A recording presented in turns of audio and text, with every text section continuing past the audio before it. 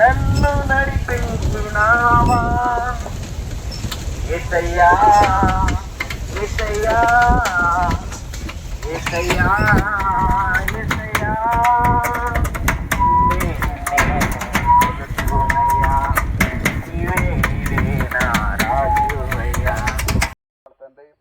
Praise the lord. ప్రభువైన యేసుక్రీస్తు నామమున మీ అందరికీ వందనాలు తెలియజేస్తా ఉన్నాను. ప్రతి నెల సువార్త పరిచర్యలో భాగంగా ఈ నెల ఏజెన్సీ సువార్త పరిచర్యను 22, 23, 24, 25 తేదీలలో ఏజెన్సీ ప్రాంతంలో సువార్తను ప్రకటించడానికి ప్రార్థనాపూర్వకంగా బయలుదేరి వెళ్తూ ఉన్నాం.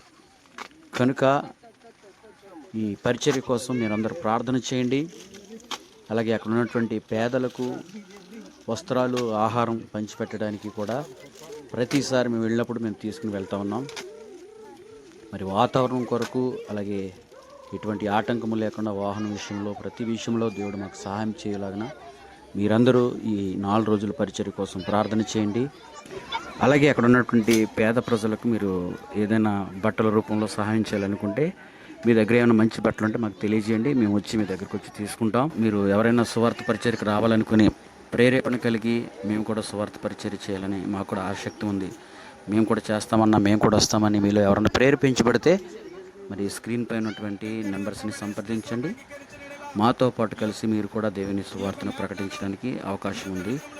ముఖ్యంగా ఈ పరిచర్య జయకరముగా జరిగినట్లు మీరందరూ కూడా మీ అనుదిన ప్రార్థనలో ఈ పరిచర్య కోసం ప్రార్థన చేయండి.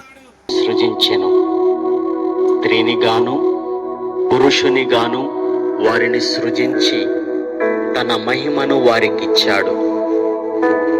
ఎలాగంటే దేవుడైన యెహోవా నేలమంటితో నరుని నిర్మించి వాని నాసికా రంధ్రములలో జీవవాయువును ఊదగా నరుడు జీవాత్మ ఆయను. ఆ విధంగా సృజించిన పురుషునికి ఆదాము అని, స్త్రీకి హవ్వ అని పేరు పెట్టి వారిద్దరిని ఏదేను తోటలో దేవుడు